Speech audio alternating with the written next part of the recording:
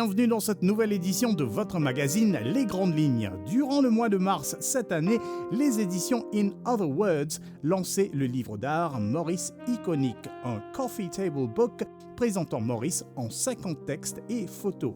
À la barre de ce projet, une équipe entièrement féminine constituée d'Elena Boulard, Mélissa Leclésio, Sandra Mussard et également Julie Tello. Ce livre, édité en français et en anglais, a été financé par le biais d'un crowdfunding initial et aussi le soutien de quelques partenaires du privé. Maurice Iconique recueille les œuvres de plusieurs photographes proposant chacun leur vision unique des icônes de notre île avec, en filigrane, un texte pour donner plus de relief à cette expérience. Du 21 au 27 mars 2025, une exposition des photographies de ce livre se tenait au Beauplan Creative Park grâce à la participation de The Octopus, L'Île au Cadre et My Pop-Up Store. Donc In Other Words, c'est aujourd'hui une maison d'édition qui a été montée en 2024 avec Elena Boulard et Mélissa Leclésio. À la base, c'est un collectif éditorial qui existe depuis 2017. Et du coup, l'année dernière, on a eu envie de se lancer dans un nouveau challenge. Et on s'est dit pourquoi pas lancer une maison d'édition et éditer nos propres livres créatifs. Et donc pour ça, quoi de mieux que de commencer par un beau livre sur Maurice. On avait vraiment cette idée de mettre en valeur l'île Maurice sous toutes ses facettes, l'île Maurice d'aujourd'hui. Et donc on a fait un petit brainstorming parce qu'on avait beaucoup d'idées. Et on s'est dit qu'on allait faire un livre qui mette en avant 50 emblèmes de Maurice. Donc pour une île Maurice contemporaine et qui parle à tous, aux Mauriciens, mais aussi aux voyageurs de passage ou expatriés. Donc c'est un livre qu'on a plaisir à feuilleter, à parcourir à travers ses photos et ses textes. Donc on a travaillé près d'1 an dessus et voilà le résultat aujourd'hui.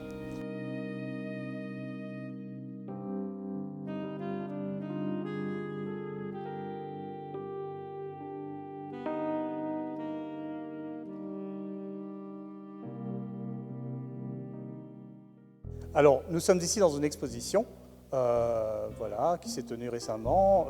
Donc, pourquoi cette exposition et parlez-moi un peu des photos, justement de ces photos tirées à une taille assez imposante, impressionnante. Donc déjà, pour faire vivre le livre au-delà de ses pages, au moment du lancement de l'ouvrage, on a voulu imaginer une exposition photo avec le studio d'impression The Octopus, qui est installé ici au Beauplan Creative Park, donc dirigé par Gaëlle Gonzalez. Et avec son œil avisé, elle a su choisir plusieurs photos du livre qui étaient vraiment interpellantes et qui dialoguaient bien entre elles. Donc on a imaginé en collaboration avec The Octopus cette exposition, histoire de mettre en avant aussi certains des artistes qui ont participé au livre. Donc évidemment, il y a eu plusieurs choix qui ont été faits et donc il n'y a pas la totalité des photos du livre et il n'y a pas la totalité des artistes qui sont exposés ici. Donc ça a été fait sous la direction de Gaëlle qui a pu nous guider et qui a vraiment imaginé ça avec... on a eu aussi la collaboration de L'Île au Cadre pour l'encadrement. Donc voilà, pour nous c'était l'occasion de mettre en valeur ces artistes parce qu'on veut mettre en avant toute la créativité, donc non seulement à travers le livre mais à travers cette exposition. Nous, quand Elena, Mélissa et Sandra sont venues nous voir pour parler de leur beau projet d'édition, donc le livre Maurice Iconique, ça nous a semblé une évidence qu'il fallait d'une manière ou d'une autre qu'on les soutienne, qu'on les accompagne, qu'on accompagne le projet. C'est quand même un projet courageux, l'édition aujourd'hui en 2025. Donc on était emballés et donc on a pu proposer, on a travaillé ensemble sur ce que nous on sait faire à The Octopus, c'est-à-dire la création d'une exposition. Donc une exposition photo, mais aussi avec des travaux d'autres artistes comme Brian Lamoureux. Donc voilà, on a monté l'exposition pour accompagner le lancement du livre.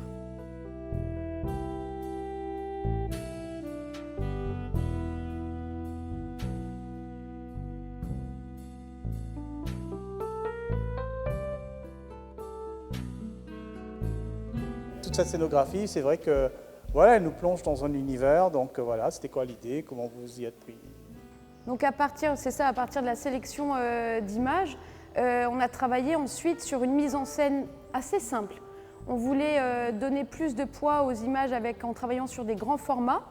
Et puis, les éléments qui accompagnent l'expo, ce sont des petits éléments de déco, mais en fait, pareil, ce sont des éléments qui font partie de notre vie de tous les jours. Donc, il y a des petites savates de dos, vous allez retrouver des casiers derrière, on va retrouver les paniers, on va retrouver des matières, des couleurs, des choses qui font partie de notre quotidien. Mais c'est là en douceur, ça accompagne le travail des artistes. Déjà, on est parti de la sélection, déjà, parce que dans le livre, il y a beaucoup d'images, donc il y a déjà une présélection. Donc on a travaillé à partir du livre. Donc on a sélectionné une quinzaine de photographies en grand format. Déjà, la première chose, c'est qu'on avait vraiment envie de sortir des pages du livre et proposer une autre vision des images au public, donc en plus grand en fait. Sortir de ce format qui est déjà grand dans le livre, mais avoir une autre expérience au niveau des images. Et puis on a d'autres formats. On a un grand mur avec des dizaines d'autres œuvres pour essayer au maximum de montrer la diversité du travail qui est proposé dans le livre.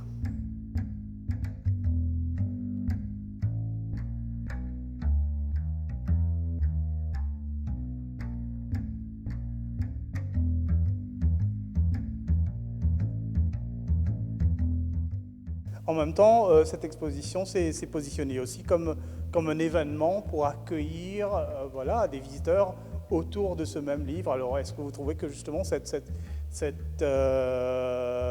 symbiose, cette collaboration, mais aussi justement ce côté un peu, voilà, ce va-et-vient entre la publication et l'événement artistique, est-ce que finalement c'est intéressant pour le public? Ça permet d'accompagner un visiteur et peut-être justement de favoriser l'acquisition soit d'une œuvre, soit du livre, etc. Est-ce que parce qu'il y a eu pas mal de visiteurs, j'imagine, donc est-ce que vous trouvez que finalement c'est une façon intéressante qui contribue aussi peut-être à l'acquisition d'un livre ou d'une œuvre? Oui, franchement, sincèrement, oui. Ça crée une synergie autour du livre. Ça tisse des choses. On a les mots et puis on a l'image.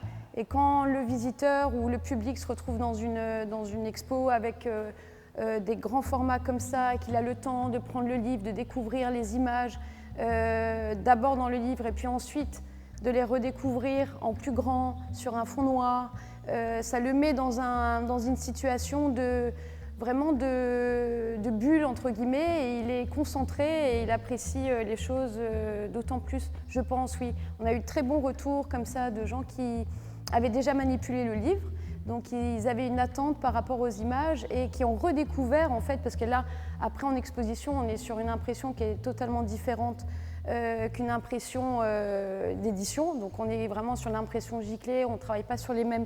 Donc là, on redécouvre un autre médium, un autre vecteur d'émotion. On a d'abord le livre et hop, ça déborde sur les murs, donc c'est chouette.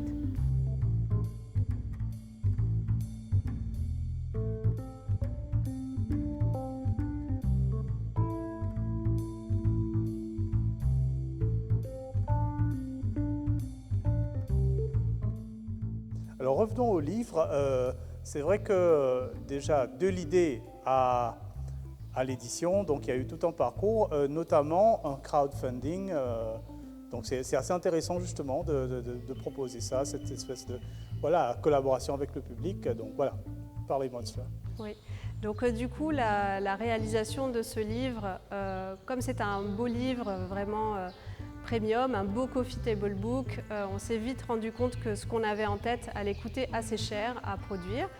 On voulait aussi une certaine qualité de papier. Voilà, on a collaboré avec Pressigraph pour faire vraiment un produit fini de très belles factures. Et donc du coup, on a été toqué à la porte de nombreux mécènes qui nous ont accompagnés dessus et qui nous ont aidés pour la partie impression. Mais pour rémunérer ensuite les artistes qui participaient à cet ouvrage, on a lancé cette campagne de crowdfunding. Et l'engouement du public a été vraiment très intéressant parce qu'on a réussi à collecter plus de 400 000 roupies en un peu plus d'un mois de crowdfunding. Donc vraiment, on s'est rendu compte qu'il y avait un intérêt pour voilà, le soutien aux artistes, à la culture. Et donc c'était formidable pour nous de voir qu'il y a pu avoir cette synergie entre les mécènes du privé et puis le grand public qui nous a permis du coup de finaliser ce projet.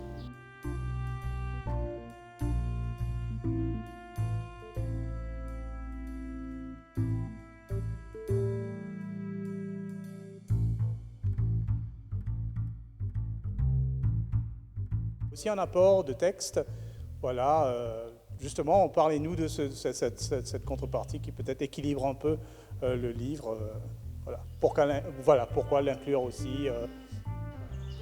Nous avons déjà toutes les trois, Elena, Mélissa et moi, un profil éditorial. Donc pour nous, c'est l'amour des mots, l'amour du texte.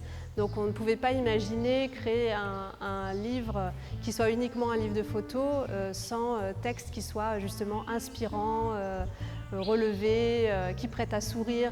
Donc pour nous, l'idée c'était que les textes dialoguent avec les photos. Donc on a vraiment travaillé à faire des textes qui soient aussi agréables à lire mais en même temps courts parce que l'idée c'était que les deux se fassent écho, qu'on puisse admirer les photos et en même temps on va dire grignoter le livre. On peut lire voilà, un emblème par jour par exemple et lire le petit texte, s'amuser, se rappeler de certains détails et en même temps savourer les photos. Donc pour nous c'était important que les deux dialoguent comme ça.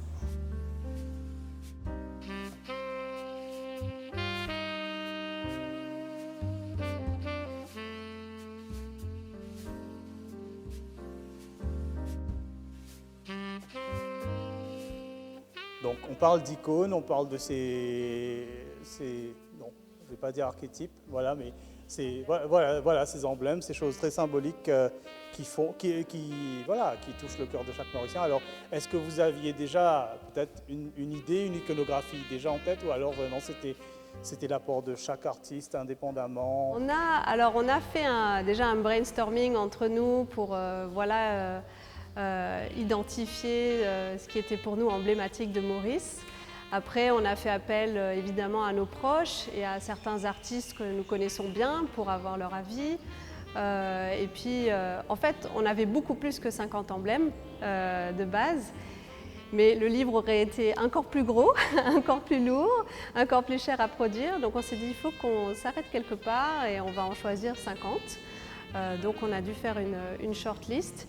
Et donc c'est vraiment ces 50-là, c'est nous qui avons pris la décision finale des 50 emblèmes à inclure dans le livre. Et donc bien sûr, il aurait pu y avoir beaucoup plus d'emblèmes. Peut-être qu'il y aura une suite, qui sait, on ne sait jamais. Et puis ensuite, on a travaillé avec les artistes, on leur a montré voilà, la liste des emblèmes. Est-ce qu'il y avait des emblèmes qu'ils avaient déjà photographiés? Est-ce qu'ils avaient envie peut-être de couvrir spécifiquement ce sujet, etc. Donc il y a eu pas mal d'échanges avec les artistes.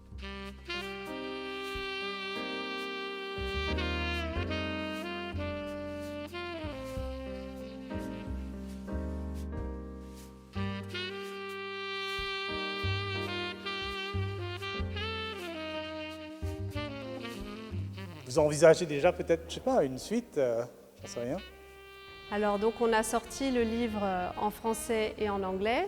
D'ailleurs la traduction anglaise a été faite par Jyoti Punjabi. Elle a fait vraiment une adaptation parfaite. Nous sommes vraiment très satisfaites de la version anglaise également. Et du coup on a pour le moment fait un tirage un petit peu plus élevé des ouvrages en français. Et nous sommes en train de voir un petit peu quel est l'accueil réservé au livre. Nous pensons peut-être réimprimer dans quelques mois parce que le livre remporte déjà un beau succès. Il y a beaucoup de personnes qui nous disent qu'elles n'avaient jamais vu un livre comme ça, encore sur Maurice, un beau livre qui l'exposent dans leur salon, qui est agréable à feuilleter, à parcourir. Donc nous allons voir pour la suite, mais pour l'instant on va essayer de se concentrer sur un autre projet. Notre objectif c'est d'essayer de publier un livre par an. Donc voilà, notre prochain projet sera peut-être assez différent de Maurice Iconic, mais en tout cas ça restera dans la veine des ouvrages créatifs. On a eu beaucoup de visites toute cette semaine. Alors ce qui était très intéressant, c'est qu'on parle donc d'icônes, d'emblèmes, et la sélection d'images a été faite à partir du regard des artistes, c'est-à-dire sur des choses qui font partie de notre mémoire collective. Ça va d'une ambiance de rue à un panier de mine, ça va il y a plein de choses comme ça, et le public a redécouvert à travers le regard des artistes quelque chose qu'il connaît, mais à travers le recadrement, la composition des photographes, on réapprécie les choses du quotidien. Donc on a eu beaucoup de retours ultra positifs. Il y a beaucoup de gens d'œuvres qui ont trouvé acquéreurs, et on a un catalogue en ligne, on peut envoyer un catalogue si les œuvres, on a beaucoup qui sont en série en édition limitée. Mais il reste des tirages, donc oui, avec plaisir, on a un catalogue pour toute personne intéressée.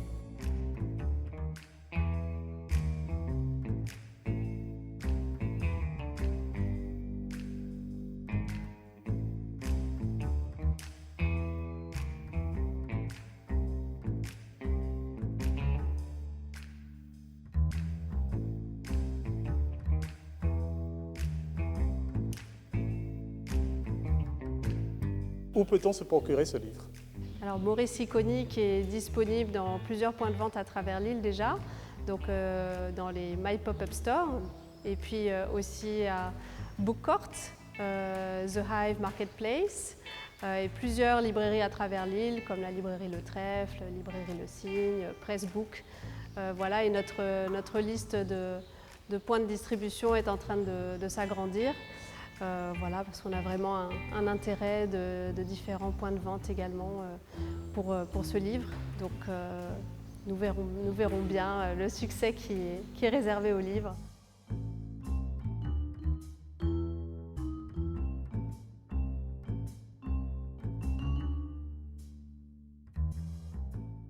Maurice Iconic, ode à la beauté folklorique de notre île. Le livre est disponible à travers plusieurs points de vente. Pour plus de détails, voici les coordonnées pour In Other Words. Fin de cette édition, on se retrouve bientôt. Restez en ligne.